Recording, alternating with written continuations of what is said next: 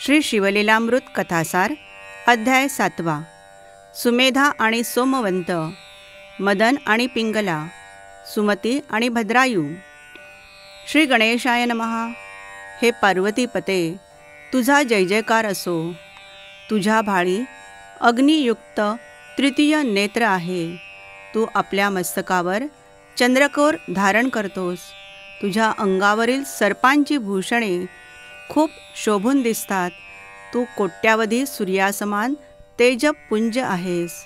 तू विश्वव्यापक आहेस, विश्वाचा स्वामी आहेस, सर्व भूतांचा अधिपती आहेस. तू अनंत आहेस, अमूर्त आहेस, तसा मूर्तिमानही आहेस. तू विश्वाचा पालक आहेस. तू रमापतीला अत्यंत प्रिय आहेस.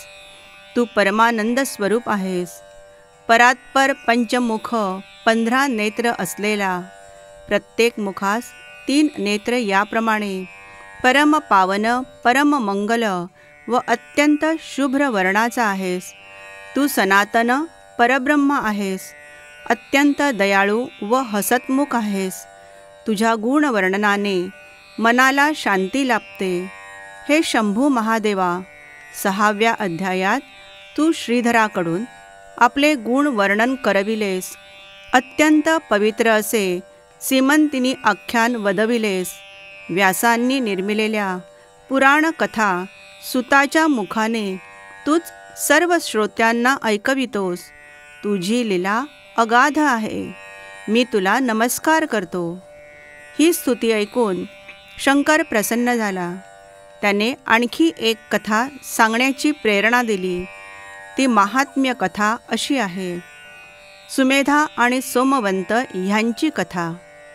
विदर्भ नगरात वेदमित्र नावाचा एक सुशील ब्राह्मण राहत होता. त्याला सुमेधा नावाचा एक गुणवान पुत्र होता. वेदमित्राला एक मित्र होता. त्याचे नाव सारस्वत. तो वेदशास्त्र संपन्न होता. सोमवंत हा त्याचा पुत्र. सुमेधा आणि सारस्वत हेही जिवलग मित्र होते. त्यांनी दशग्रंथांचे चांगले अध्ययन केले होते. त्यांना पुराण ग्रंथही मुखोद्गत होते. ते 16 वर्षाचे झाले तेव्हा त्यांचे जनक त्यांना म्हणाले, मुलांनो, तुम्ही दोघांनी ब्राह्मणांना अपेक्षित असणारी सर्व विद्या चांगल्या प्रकारे आत्मसात केली आहे. आता राजाची भेट घेऊन त्याला आपल्या बुद्धीची व विद्येची चमक दाखवा. त्याच्याकडून धन मिळवा. मग आम्ही योग्य वधू पाहून तुमचे विवाह करून देऊ. पितृआज्ञेने ते दोघे ब्राह्मणकुमार राजाला भेटले. त्याच्या सन्मुख त्यांनी आपले विद्या वैभव प्रकट केले. त्यांचे ज्ञान पाहून राजा प्रसन्न झाला. पण पारितोषिक देण्याआधी राजाने त्या दोघांची एक विचित्र परीक्षा घेण्याचे ठरविले.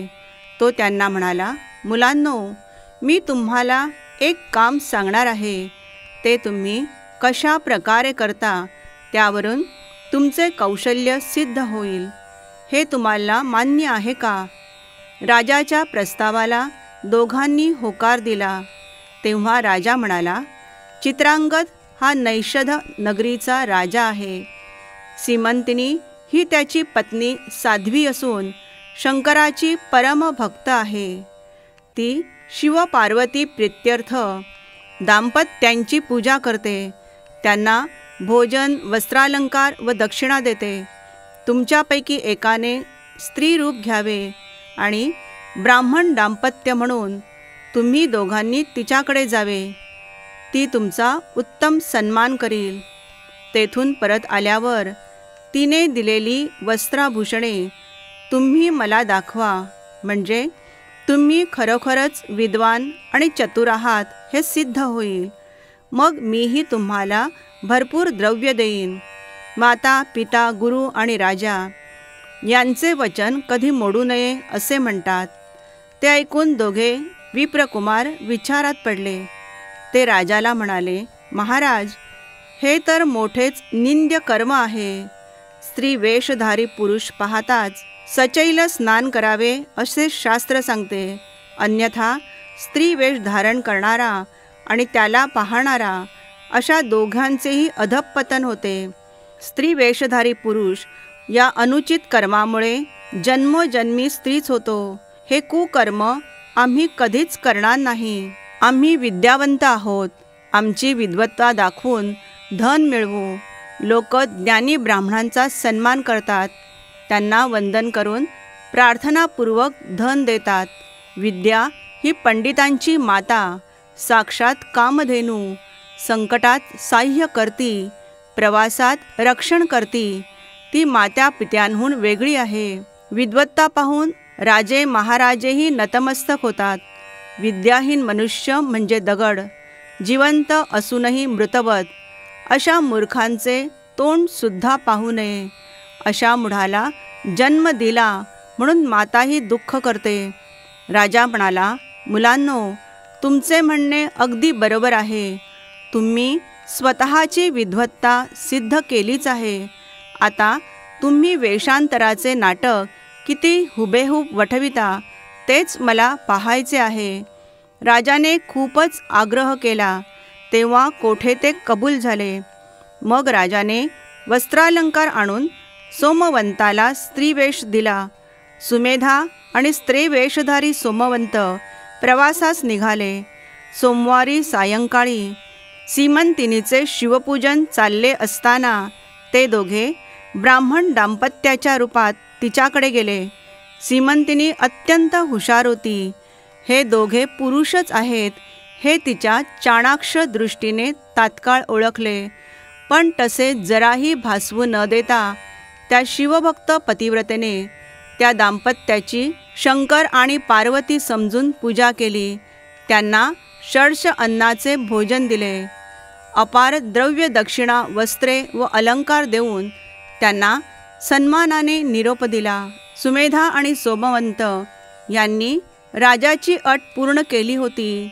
नैषधात असल्यामुळे त्यांना चांगलाच धनलाभ झाला होता. आता राजाकडूनही द्रव्यरूपाने मोठे पारितोषिक मिळणार म्हणून ते आनंदाने मार्गक्रमण करीत होते. अरण्य मार्गाने जाताना पुढे सुमेधा व मागे सोमवंत चालत होता. सीमंतिनीने पूजन केल्यानंतर सोमवंताचे शरीर स्त्री देहासारखे झाले होते. अरण्यातील एकांतात त्या स्त्रीच्या मनात जबरदस्त कामवासना उत्पन्न झाली.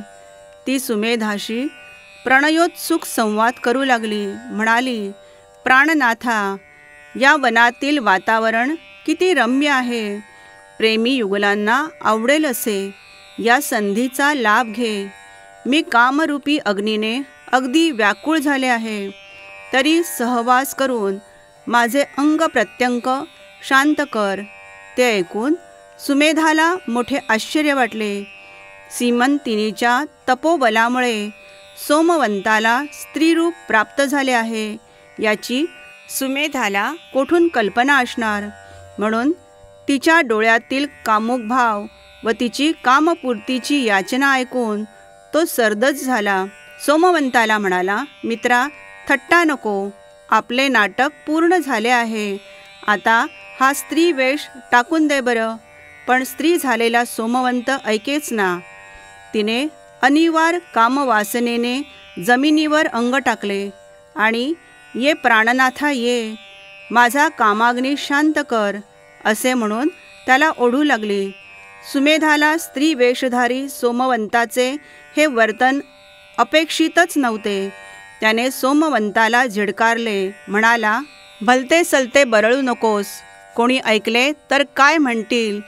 तू आणि मी गुरुबंधू आहोत, ब्रह्मचारी आहोत. तेव्हा स्त्री झालेला सोमवंत म्हणाला, गुरुबंधू होतो, आता नाही. माझे अवयव पहा. माझे पुरुषत्व जाऊन मी स्त्रीरूप झालो आहे. तू माझी कामेच्छा पूर्ण कर. सुमेधाने त्याच्याकडे नीट निरखून पाहिले तेव्हा त्याला आश्चर्याचा धक्काच बसला. आपण केलेले नाटक उग्र वास्तविकता धारण करून समोर उभे ठाकले आहे हे त्याच्या लक्षात आले. ती स्त्री त्याची चुंबने घेऊन एकसारखी त्याच्या अंगलट येत होती. निर्लज्ज वर्तन करीत होती, पण तो बदला नाही. अरण्यातील एकांत, आजूबाजूला कोणीही नाही. बरोबर सधन घराण्यातील तरुण, सुस्वरूप स्त्री, तीही कामप्रेरित होऊन सर्वस्व अर्पण करण्यास तयार झालेली. अशा प्रकारे सर्व अनुकूलता असूनही ज्याच्या मनात तिच्याविषयी जराही अभिलाषा निर्माण होत नाही, तो पुरुष धन्य होय. तो साक्षात शंकरच. सर्व तीर्थे त्याच्या सन्मुख विनम्र होतात.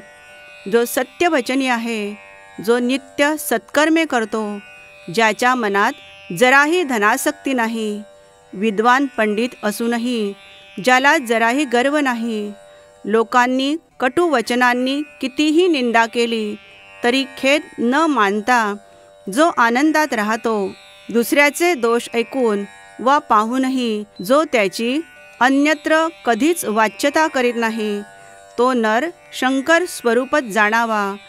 जो स्त्री पुरुष असा भेदभाव करीत नाही, जो चराचरात गुरुरूप पाहतो, जो आपली तपश्चर्या, दातृत्व, पुण्यकर्मे आणि सत्कृत्ये लोकांमध्ये सांगत नाही, जो पंडित आणि मूर्ख यांत भेद करून एकाचा सत्कार व दुसऱ्याचा धिक्कार करीत नाही, जो सगळ्यांना सारखी वागणूक देतो, ज्याच्या मनात आपपर भावाला जराही धारा नाही, जो आपली कीर्ती व्हावी अशी अपेक्षा करीत नाही, तो शिवस्वरूपच होय. जो आपल्या अभ्यासाचा टेंभा मिरवित नाही, लोकांनी आपले शिष्यत्व पत्करावे असे ज्याच्या मनातही येत नाही, त्याच्या सर्व चित्तवृत्ती विरून गेल्या आहेत, जो एकांत प्रिय आहे, भ्रांती नष्ट झाल्यामुळे जो अखंड समाधीत असतो, जो सर्वस्व गेले तरी खंत करीत नाही, तो शिवस्वरूपच होय. कवी श्रीधर म्हणतो, असे पुरुष म्हणजे साक्षात ब्रह्मानंदच. त्या परमहंसाच्या पायातील पादुका होऊन राहावे. सुमेधा खरोखरच विवेकी होता. त्याने त्याही परिस्थितीत धैर्य बाळगले. स्त्रीरूप झालेल्या सोमवंताला अनेक प्रकारे नीट समजावले. आधी आपण गावी जाऊ आणि मगच काय तो विचार करू असे सांगून त्या स्त्रीला घरी आणले. सारस्वत ब्राह्मणाला बोलावून सर्व प्रकार त्याच्या कानावर घातला. ते ऐकून त्या पित्याला मोठा धक्का बसला. तो छाती पिटत राजाकडे गेला आणि घडलेल्या प्रकाराबद्दल त्याला मोठमोठ्याने ओरडून दूषणे देऊ लागला. म्हणाला, अरे दुर्जना, हे तू काय केलेस? माझ्या मुलाला अनुचित कर्मास प्रवृत्त करून तुला कोणते आसुरी समाधान मिळाले? तुझी बुद्धी अशी कशी चळली? माझा एकुलता एक मुलगा, तोही वेदशास्त्र संपन्न, पण तू त्याचा घात केलास. तुझ्यामुळे माझा निर्वंश झाला. ही सुद्धा ब्रह्महत्याच. या कृत्याने तुझी दुष्कीर्ती हो, तुझे तोंड काळे हो, तुला जगासमोर येण्याची लाज वाटो. राजा यावर काय बोलणार? त्याने लज्जेने मान खाली घातली. आपण सीमंतिनीची उगाच परीक्षा घेतली याचा त्याला पश्चाताप वाटू लागला. खोटे वेषांतर केलेल्या पुरुषाचे खऱ्या स्त्रीमध्ये कसे रूपांतर झाले याचेच त्याला मोठे कोडे पडले. काय करावे हेच त्याला सुचेना. त्याने विद्वान ब्राह्मणांना पाचारण केले व म्हणाला, मी वाटेल तेवढे द्रव्य खर्च करण्यास तयार आहे. तुम्ही काहीही करा, कोणतेही प्रखर अनुष्ठान करा, पण सोमवंतास पुन्हा पुरुषत्व प्राप्त करून द्या. तेव्हा ब्राह्मण म्हणाले, महाराज, आम्हाला क्षमा करा. या बाबतीत आम्ही काहीच करू शकत नाही. ही तर ईश्वराची लीला आहे. ती कोणी व कशी बदलावी? तेव्हा राजाने देवीला प्रसन्न करून घेण्यासाठी 7 दिवस निराहार राहून अनुष्ठान केले. तिच्या प्रीत्यर्थ मोठा यज्ञ केला. त्याची तळमळ पाहून प्रसन्न झालेल्या भगवतीने त्याला दर्शन देऊन वर मागण्यास सांगितले. राजा म्हणाला, माते, माझ्यावर कृपा कर. सोमवंत नावाच्या विप्रपुत्राला माझ्या आगळिकतेमुळे स्त्रीरूप प्राप्त झाले आहे. त्याला पुन्हा पुरुष कर. देवी म्हणाली, ही गोष्ट घडणे कदापि शक्य नाही. सीमंतिनी महान पतिव्रता, परम शिवभक्त व श्रेष्ठ तपस्विनी आहे. तिच्यापुढे माझे कर्तृत्वही थिटेच. आता मी सांगते ते ऐक. त्याला स्त्रीरूपच राहू दे. त्या स्त्रीचा सुमेधाशी विवाह लावून दे. या दाम्पत्यास दैवी गुण असलेला एक वेदज्ञ पुत्र होईल. देवीची आज्ञा मान्य करून राजाने वेदमित्र व सारस्वत या दोघांनाही बोलावून घेतले. त्यांना देवीचा संदेश सांगितला. त्यांची क्षमा मागून त्यांचे मन वळविले. सुमेधाचा सोमवंतीशी विवाह लावून दिला. अंबिकेच्या वचनाप्रमाणे त्यांना एक बुद्धिवान पुत्र झाला. धन्य ती सीमंतिनी, धन्य तिची शिवभक्ती. तिला तिन्ही जगात उपमा नाही. तिच्या संकल्पाने जे घडले त्यात देवी पार्वतीनेही बदल केला नाही. मदन आणि पिंगला यांची कथा. सूत पुढे म्हणाले, श्रोते हो, मी तुम्हाला शिव महात्म्यपर आणखी एक कथा सांगतो. ती लक्षपूर्वक ऐका. अवंती नगरात मदन नावाचा एक ब्राह्मण राहत होता. तो कामुक स्वभावाचा होता. पिंगला नावाची एक वेश्या होती. हा दुराचारी मदन तिच्या नादी लागला होता. सदानकदा तिच्याकडे पडलेला असे. तिच्या मोहापायी त्याने आपल्या धर्मपत्नीचा, मातापित्यांचा त्याग केला. तो ब्रह्मकर्मेही करीत नसे. त्याला लोकलज्जेची चाड उरली नव्हती. तो मद्यमांस सेवन करी. अहोरात्र त्या वेश्येशी विलास करीत असे. त्या काळी ऋषभ नावाचा एक महान योगी लोकांच्या उद्धारासाठी भूलोकी संचार करीत होता. तो दीनदुबळ्यांची दुःखे, संकटे निवारण करीत असे. एके दिवशी भिक्षा मागत हिंडत असताना तो अकस्मात पिंगलेच्या द्वारी आला. त्या शिवयोग्याला पाहून पिंगला आणि मदन तत्परतेने सन्मुख गेले. त्याला सन्मानाने घरात आणले. त्याची षोडोपचारे पूजा केली. उत्तम पक्वान्नांचे भोजन आणि वस्त्रालंकार देऊन त्यास संतुष्ट केले. त्याला उत्तम शय्येवर निजविले. त्याला विश्रांती मिळावी म्हणून रात्रभर जागरण करून त्याचे पाय चेपले. त्याला वारा घातला. सूर्योदयाच्या सुमारास तो शिवयोगी एकदम अदृश्य झाला. याचे त्या दोघांनाही मोठे आश्चर्य वाटले. त्याच्या रूपाने प्रत्यक्ष शंकरानेच आपल्याला दर्शन दिले. आपली सेवा घेतली म्हणून त्यांना मोठे समाधान वाटले. कालांतराने पिंगला आणि मदन मरण पावली. पूर्वजन्मी एक थोर शिवयोग्याची अल्पसेवा घडल्यामुळे त्या दोघांना पुन्हा मनुष्य जन्म मिळाला. मदनाने दाशार्ह देशाचा राजा वज्रबाहू व त्याची पट्टराणी सुमती यांचा पुत्र म्हणून जन्म घेतला. पिंगलेचा सीमंतिनीची कन्या म्हणून जन्म झाला. तिचे नाव कीर्ती मालिनी ठेवण्यात आले. सुमती आणि भद्रायू यांची कथा. इकडे सुमती गरोदर असताना तिच्यावर एक कठीण प्रसंग ओढवला. दाशार्ह राजा वज्रबाहूला अनेक राण्या होत्या. त्या सुमतीचा द्वेष करायच्या. सुमतीला पुत्र झाला तर पुढे तोच राज्याधिकारी होणार म्हणून त्या सवतींनी तिचा काटा काढायचे ठरविले. अन्नातून तिच्यावर विषप्रयोग केला. ती मरणारच होती, पण नशिबाने वाचली. तरी विषाने आपले कर्तृत्व दाखविलेच. तिला रोग झाला. विष अंगावर फुटून तिला ठायी ठायी जखमा झाल्या. तशातच ती प्रसूत झाली. तिला मुलगा झाला. त्याच्याही अंगावर फोड होते. त्यातून अहोरात्र रक्त व पू गळत असे. पडलेल्या शतांमुळे दुर्गंधी येत असे. राजाने अनेक नामांकित वैद्य बोलावले. त्या दोघांवर खूप औषधोपचार केले, पण उपयोग झाला नाही. सुमती मोठ्या धैर्याने व्यथा सोसत होती, पण बाळाचे काय? तो रात्रंदिवस रडत राही. त्या दोघांना मरण येत नव्हते आणि त्यांची व्याधीही बरी होत नव्हती. त्यांच्या चिंतेने राजाला अहोरात्र चैन पडत नसे, झोपही येत नसे. शेवटी तो कंटाळला.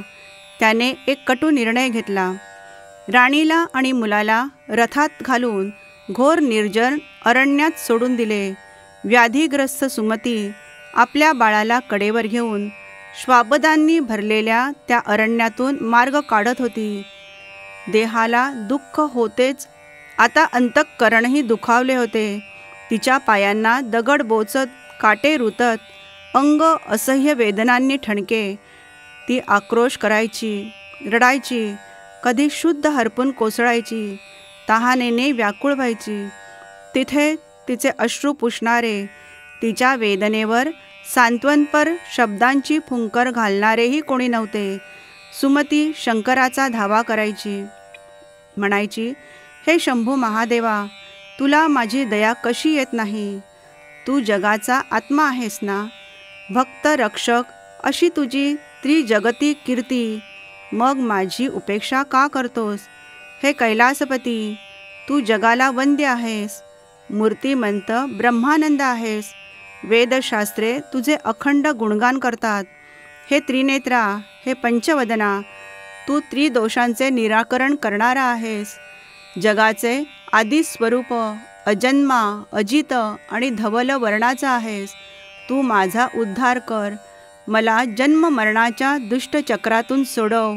तू अनादी सिद्ध आहेस, कोणालाही तुझा थांग लागत नाही. तू गुणातीत आहेस, सद्गुणांचे वैभव आहेस. तूच हे मायारूपी चक्र चालवितोस. विश्वाला अंतर्बाह्य व्यापून असलेल्या हे जगद्गुरो, मी तुला शरण आहे. माझ्यासाठी धावत ये, मला मार्ग दाखव.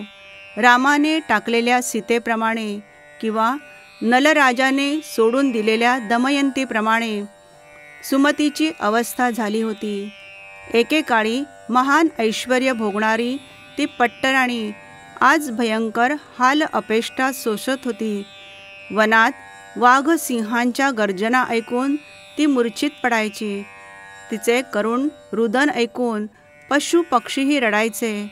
पक्षी आपले पंख पसरून तिच्यावर सावली धरायचे. चोचीतून पाणी आणून बाळावर शिंपडायचे. मध आणि फळांचे मधुर रस त्यांच्या तोंडात घालायचे. वनगाई शेपटीने वारा घालायच्या.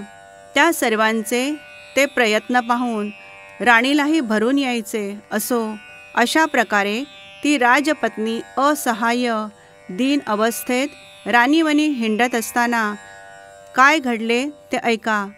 गावोगावी माल विकणारा एक वाणी बैलांवर सामान लादून आपल्या सेवकांसह एक दिवशी अरण्य मार्गाने जात होता. त्याचे लक्ष सुमतीकडे गेले.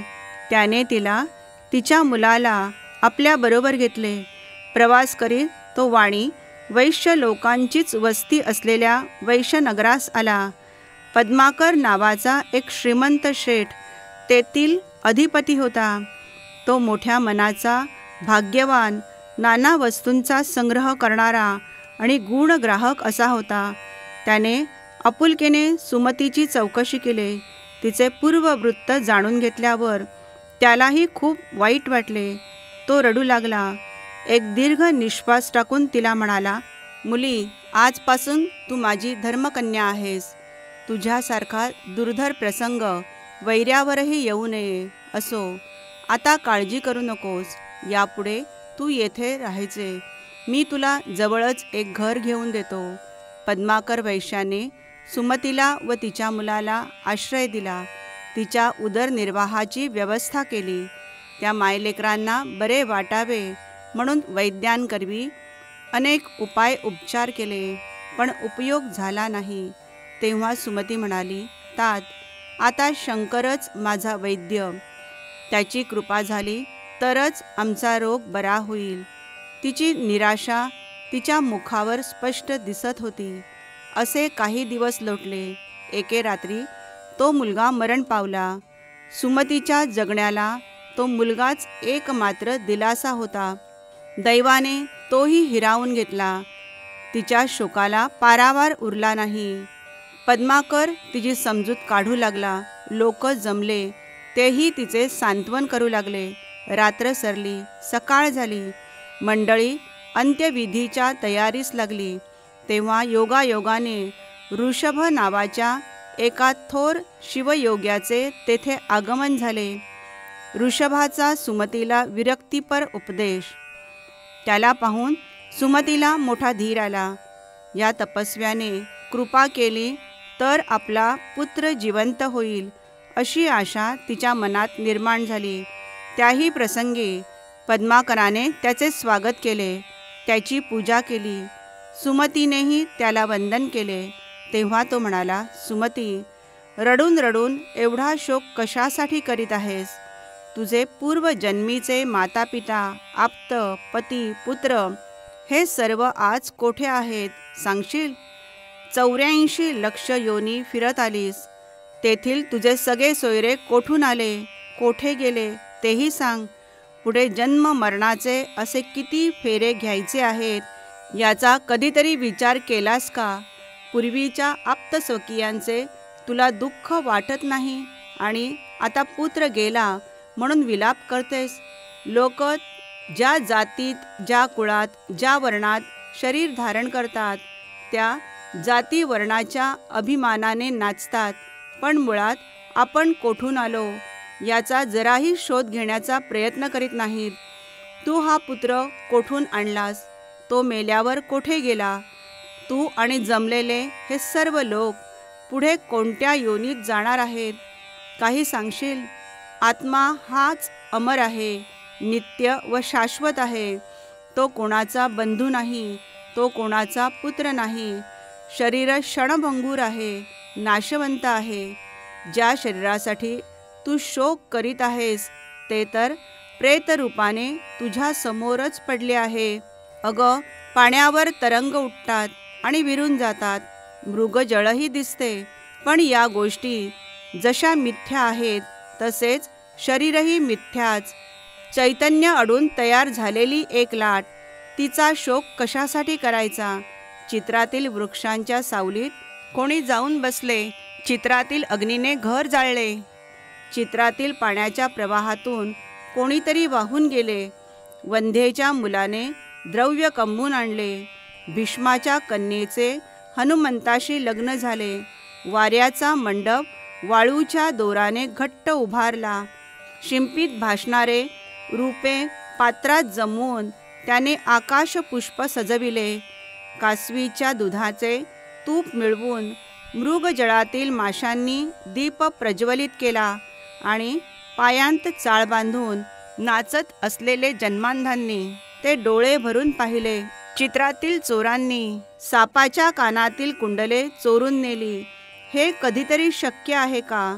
हे जसे मिथ्या तसा प्रपंचही मिथ्या आहे, त्याला खरे कसे मानावे?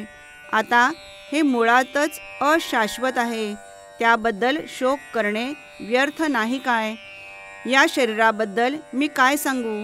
हे तर कष्टरूपी वृक्षाचे उद्यान आहे, हे सर्व रोगांचे भांडार, कृमी कीटकांचे माहेरघर, पापाचा समुद्र, भ्रांतीचे अथांग आकाश, रक्त, मांस, श्लेष्मा, नसा व अस्थींची एकत्र बांधलेली चर्मवेष्टित मोळीज, मातेचा विटाळ व पित्याचे रेत याचे संमिश्रण मुळातच अपवित्र. ते गोमूत्र शिंपडून वा डोक्याचे मुंडन करून पवित्र कसे होणार? मुली, गुरुला शरण गेले नाहीत तर प्राण्यांचा उद्धार कसा होणार? कल्पांतापर्यंत कोट्यावधी फेरे घेतले तरी ते मुक्त होणार नाहीत. सुमती, तुझे जन्मोजन्मीचे पती कोठे आहेत ते तू सांगू शकत नाहीस. म्हणूनच म्हणतो, हा सगळा मायेचा पूर आहे, हे तू लक्षात घे. वेळीच सावध हो. त्रिगुणरूपी बांधकाम साहित्य आणि पंचमहाभूतांचे वासे जोडून तयार केलेल्या या शरीररूपी घराची आसक्ती धरू नकोस. याला केव्हा अग्नी लागेल याचा भरवसा नाही. देह म्हणजे मृगजळ, देह म्हणजे स्वप्नसृष्टीतील साम्राज्य. तरीही प्राणी धन, धान्य, पुत्रादिकांची इच्छा धरतात. याला काय म्हणावे? गंगेमध्ये 2 काष्ठांनी एकत्र यावे, काही काळ जोडीने प्रवाहातून जावे आणि अंती विलग व्हावे, पुन्हा कधीही न भेटण्यासाठी.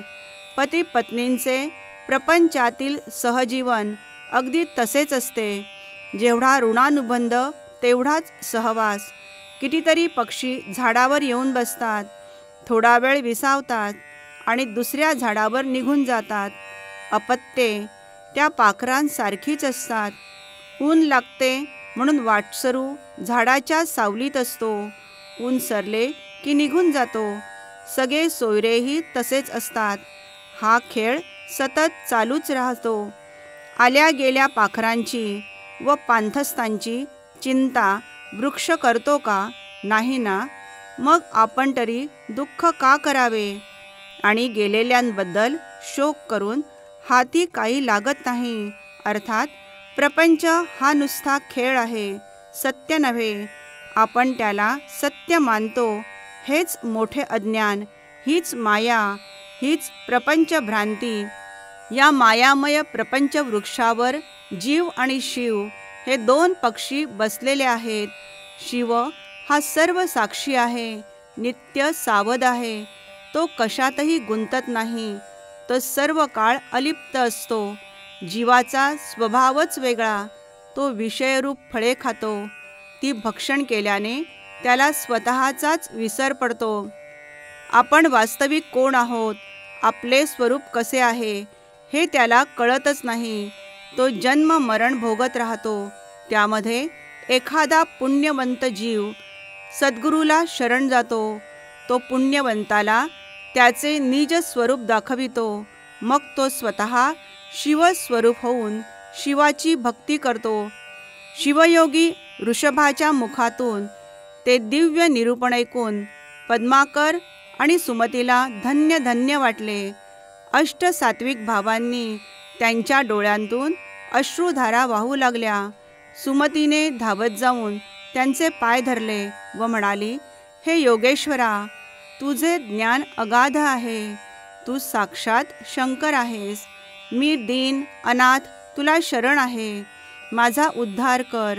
मला जन्म मरणाच्या दुष्ट चक्रातून सोडव. तू इच्छा मात्रे काहीही करू शकतोस. म्हणूनच ही विनंती प्रार्थना करीत आहे.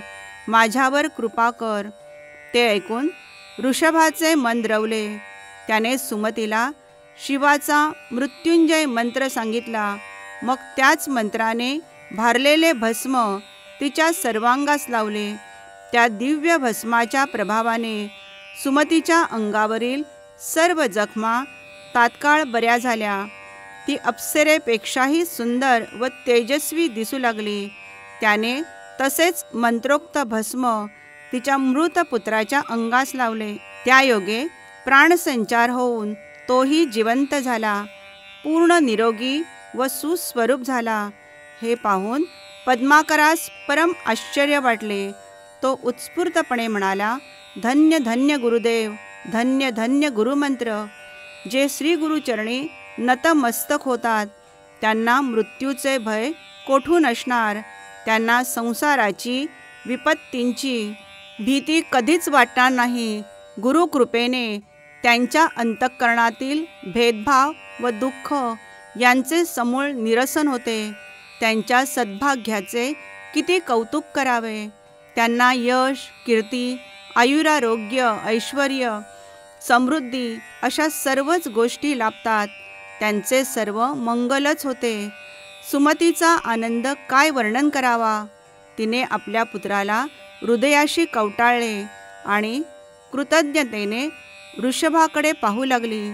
आपल्या मुलाला त्याच्या पायावर घातले आणि हात जोडून म्हणाली, सद्गुरुनाथा, मी माझा जीव तुमच्यावरून ओवाळून टाकला. माझ्या शरीराच्या पादुका करून तुझ्या चरणी घातल्या तरी तुझे उपकार फिटणार नाहीत. शिवयोगी म्हणाला, मुली, या तुझ्या पुत्राला आयुष्य, आरोग्य, अद्भुत ऐश्वर्य प्राप्त होईल. हा पृथ्वीवर राज्य करील. त्याची त्रिभुवनात कीर्ती होईल. मी याचे नाव भद्रायू ठेवीत आहे. हा मोठा होईपर्यंत तू येथेच राहा. मी सांगितलेल्या मृत्युंजय मंत्राचा श्रद्धेने त्रिकाल जप कर. हा विद्वान होईल. हा अनेक कलाविद्यांमध्ये पारंगत होईल. पण एक गोष्ट लक्षात ठेव, हा राजपुत्र आहे. ही गोष्ट कोठेही प्रकट करू नकोस. ऋषभाने त्या मायलेकरांना आणि पद्माकराला अनेक आशीर्वाद दिले व दुसऱ्याच क्षणी अंतर्धान पावला. मग सुमती तेथेच राहिली. वृषभाची आठवण आली की तिला भरून यायचे, तिचा कंठ दाटून यायचा, डोळ्यांतून अश्रू तरळायचे. पद्माकराने तिला धर्मकन्या मानले होते. तो तिला हवे नको ते सर्व पाहायचा. आपला मुलगा सुनय याच्यापेक्षा भद्रायूची जास्त काळजी घ्यायचा, त्याचे सर्व लाड पुरवायचा. आपल्या मुलाबरोबर त्यांनी त्याचीही मुंज केली. दोघांच्या अध्ययनाकडे समान लक्ष दिले. त्यांना वेदशास्त्र संपन्न केले. भद्रायू 12 वर्षाचा झाला. तो सुशील व धीर गंभीर स्वभावाचा होता. आईची सेवा करायचा. एके दिवशी शिवयोगी ऋषभ पुन्हा अकस्मात प्रकट झाला. सुमती व भद्रायूने धावत जाऊन त्यांचे पाय धरले. अश्रूंनी त्याचे चरण धुतले. आदराने घरात नेऊन त्याचे पूजन केले. त्याची मनोभावे स्तुती केली. पूर्वीचे उपकार स्मरून कृतज्ञता व्यक्त केली. प्रेमपूर्वक सेवा केली. त्यांचा भक्तिभाव पाहून प्रसन्न झालेल्या ऋषभाने भद्रायूला नीतिधर्म समजावून सांगितला. ऋषभाचा भद्रायूला धर्मनीतीपर उपदेश.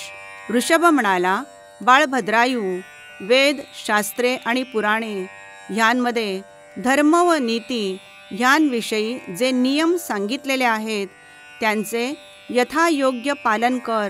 माता, पिता व गुरु यांच्यावर निष्ठा ठेव. पुढे राजा झाल्यावर गो, ब्राह्मण व प्रजाजन यांचे नीट पालन कर. सर्व भूतांच्या ठायी एक शिवतत्वच आत्मरूपाने विराजमान आहे याचे नित्य स्मरण ठेव. वर्णाश्रमाला अनुसरून वाग.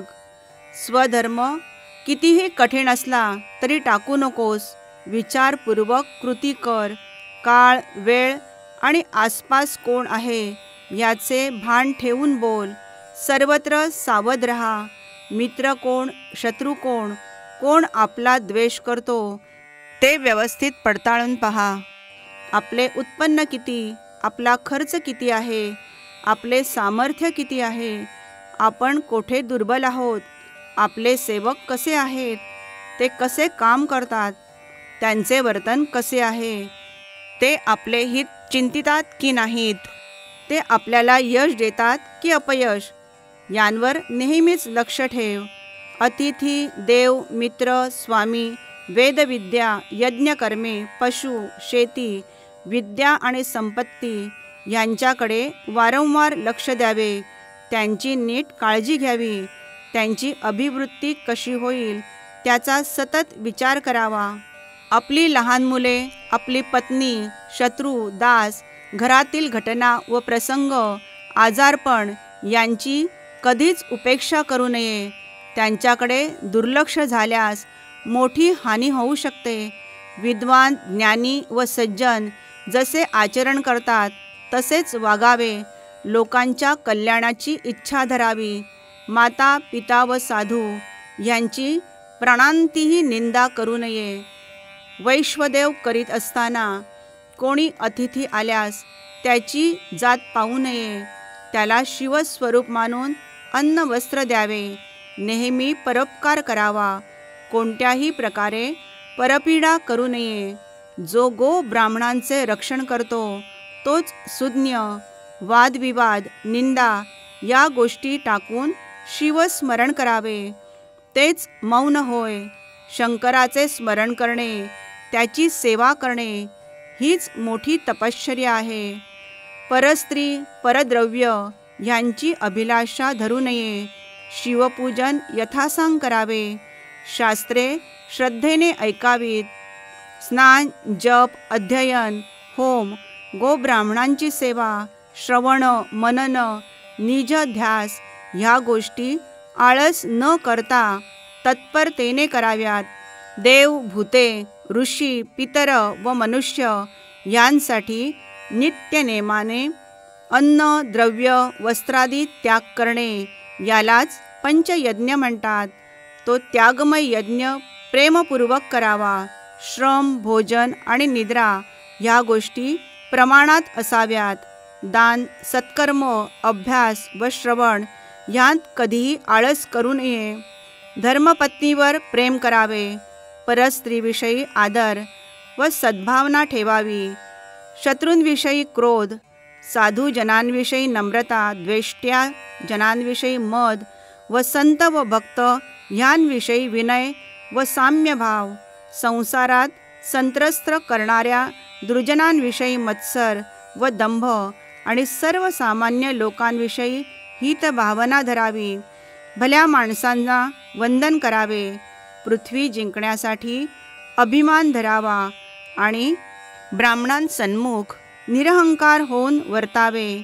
शिवनाम घेतल्याने वाणीचे, दान दिल्याने हातांचे, देवळात गेल्याने, तीर्थयात्रा केल्याने पायांचे, पुराणांचे आदरपूर्वक श्रवण केल्याने कानांचे, साधू संतांना आलिंगन दिल्याने त्वचेचे, शंकराचे दर्शन घेतल्याने डोळ्याचे व स्तोत्र म्हटल्याने जिव्हेचे सार्थक होते.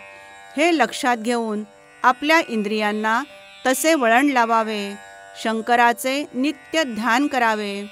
त्याने हलाहल प्राशन करून जगाला संकटातून सोडविले. त्याच्याप्रमाणे आपले जीवन लोककल्याणासाठी कसे उपयोगी पडेल याचा विचार करावा. शिवनिर्माल्य हुंगावे. दीन, अनाथ व अज्ञानी जनांना मदत करावी. ईश्वरावर प्रेम करावे. संतांशी मैत्री करावी. देवांचा द्वेष करणाऱ्यांची उपेक्षा करावी. योग्य काळी निद्रा घ्यावी. आहार विहारावर नियंत्रण असावे. मृगयाही नीतीने करावी. विद्या, मैत्री आणि पुण्यप्राप्ती यांचा हव्यास नको. उत्साह, धैर्य, दान व धारणा हे गुण नेहमी वाढते असावेत. आपले धन, आयुष्य, गृहकलह, मैथून, औषध, मंत्रविद्या, गुरुमंत्र, दिलेले दान, आपला मान व झालेला अपमान ह्यांविषयी कोठे वाच्यता करू नये. गावाच्या सभेत कर्मभ्रष्ट, वेदविरोधी लवाड, धूर्त, चहाडखोर, चोर, व्यभिचारी, पापी, कपटी, चंचल, नास्तिक, पोरकट व खोटे बोलणारे असे लोक नसावेत. निंदा करणारे, शिवभक्तीस विरोध करणारे, मद्यपी, गुरुपत्नीशी वा अगम्य स्त्रींशी संग करणारे, वाटमारे, कृतघ्न, धर्मनष्ट ह्यांचे दर्शन करू नये. पत्नी, पुत्र व धन यांची जराही आसक्ती नसावी. त्यांच्याशी कर्तव्य बुद्धीने वागावे. संसारात अलिप्त असावे. बंधू, सोयरे, सासू सासरे, स्वजन यांच्याशी जेवढ्यास तेवढा संबंध ठेवावा. भलत्या गोष्टींची हाव धरू नये. शिवभक्तीने आपल्या मस्तकी, कंठी, दंडात व मनगटात रुद्राक्ष धारण करावे. शिवपूजन प्राणांतीही सोडू नये. नेहमी शिवकवच म्हणावे. शिवकवच म्हणून सर्वांगी भस्म चर्चिले असता रणांगणात शस्त्रबाधा होत नाही. मृत्युंजय मंत्राचे सामर्थ्य फार मोठे आहे. त्या मंत्राचे निष्ठेने पठण केल्यास अपमृत्यू येत नाही. मृत्यूभय नाहीसे होते. आतताई, मार्गस्थांचा घात करणारे, ब्राह्मणांना जीवे मारणारे यांचा वध करावा. सोमवार, प्रदोष, शिवरात्र या व्रतांचे श्रद्धेने विधियुक्त आचरण करावे. शिवकीर्तन, हरिकीर्तन ऐकण्यास जावे. ते लक्षपूर्वक श्रवण करावे. महापर्व, कुयोग, श्राद्ध, व्यतिपात, वैधृती व संक्रांत या काळात स्त्रीसंग करू नये. ग्रहण काळात भोजन करू नये. शास्त्राला प्रमाण मानून सत्पात्री दान दिल्याने ऐश्वर्य वाढते. अयोग्य व्यक्तीस दान दिल्याने दारिद्र्य येते. वेद, शास्त्रे, पुराणे व भगवत भक्तीपर कीर्तने हे गुरूंकडून व ब्राह्मणांकडून श्रवण करावे. त्यात एक वेगळाच आनंद असतो. गुरु व ब्राह्मण ह्यांना दान दिल्याने पुण्य तिप्पट होते. पूज्य माणसाचा अपमान करून अपूज्य माणसाचा सन्मान केला तर भय उपजते, दुर्भिक्ष येते व कधी मरणही ओढवते. खोल विस्तीर्ण प्रवाहात उडी मारणे, महापुरुषाशी भांडण करणे व बलवंतांना आवाहन देणे ही अनर्थाची द्वारे आहेत. हाताची शोभा कंकणांनी, मुद्रिकींनी वाढत नाही, ती दानाने वाढते. कानात कुंडले घालून काय उपयोग? चांगल्या गोष्टी श्रवण करणे यातच त्यांची सार्थकता.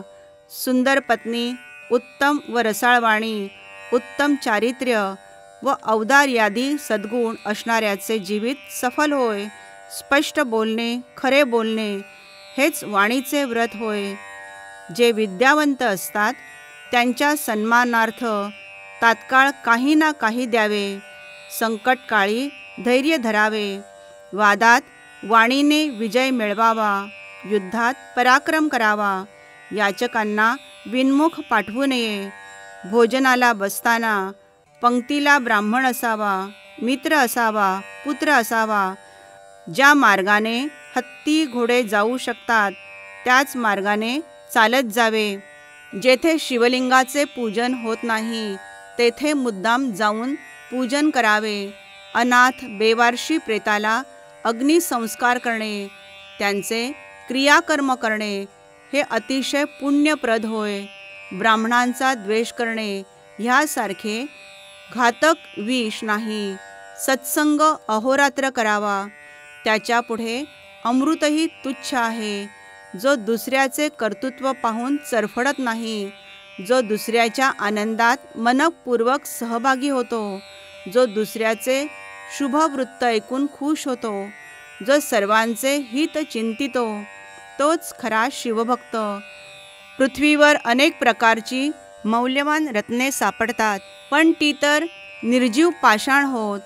खरी 4च मोठी रत्ने आहेत: अन्न, पाणी, सुभाषिते व औदार्य. कोणाच्याही वर्मावर बोट ठेवून त्याला अपमानित करू नये. साधू संतांचे आशीर्वाद घ्यावेत. ईश्वर कृपेने भाग्योदय झाला तरी स्वधर्म सोडू नये. पूर्वीच्या शत्रूने आता मित्रत्व केलेले असेल तरी त्याच्यावर विश्वास ठेवू नये. गर्भवती स्त्री जशी गर्भाची काळजी घेते तशी राजाने प्रजेची काळजी घ्यावी. गुरु आणि शंकर हे एकरूपच आहेत, त्यांच्यात कधीही भेदभाव करू नये. आपले भाग्य, आपली विद्या यांचा गर्व करू नये. सौंदर्याने मनुष्य शोभून दिसतो, त्यात त्याने सद्गुणरूपी अलंकार धारण केले असतील तर ते सौंदर्य अधिकच खुलते. जर तो ज्ञानी असेल तर उत्तमच. अशा ज्ञानी मनुष्याच्या अंगी दया, क्षमा व शांती असेल तर तो सर्वश्रेष्ठ होय. कुल, शील, विद्या, धन, राज्य, तप, रूप आणि यौवन या 8 गोष्टींचा फार लवकर गर्व होतो, म्हणून सावध राहावे. मनाला त्यात गुंतू देऊ नये. सूत पुढे म्हणतात, अशा प्रकारे त्या शिवयोग्याने भद्रायूला अनेक प्रकारे सद्धर्माचा व नीतीचा उपदेश केला. त्या उपदेश वचनांचे पालन केल्याने आपल्याला जगत व्यवहारात अडचणी येणार नाहीत. कवी म्हणतो, हा 7वा अध्याय म्हणजे कैलास पर्वत, त्यावर उमारमण वास करतो. याचे पारायण हीच गिरीप्रदक्षिणा. ती करणाऱ्या सद्भक्तांना निर्दोष यश मिळते. किंबहुना हा अध्याय म्हणजे हिमालय. भक्ती ही त्याची कन्या उमा. तिच्याशी विवाह करून तो शंकर जणू सासऱ्याच्या घरीच राहिला आहे. पुढील अध्यायात शिवयोगी भद्रायूवर कृपा करतो याविषयीचा कथाभाग आहे. तो अध्याय श्रवण केल्याने विद्वानांना ब्रह्मानंद होईल. श्रीधराला वर देणारा सद्गुरू ब्रह्मानंद यतींद्र हा संसाररूपी हत्तींचे विदारण करणारा सिंहच होय. तो आनंदाचा सागर आहे. जगाचा गुरु व जगाचा आत्मा असणाऱ्या शंकराच्या स्वरूपाशी एकरूप झालेला आहे. स्कंद पुराणातील ब्रह्मोत्तर खंडात असलेल्या शिवलीलामृत या महान ग्रंथाचा हा 7वा अध्याय अतिशय गोड आहे. सज्जनांनी तो नेहमी श्रवण करावा. अध्याय 7 समाप्त. श्री सांब सदाशिवार्पणमस्तु. या अध्यायाच्या श्रवणाने पठणाने स्वभाव सुधारेल, सन्मार्ग मिळेल, अनाथ सनाथ होतील, सद्गुरूची भेट होईल.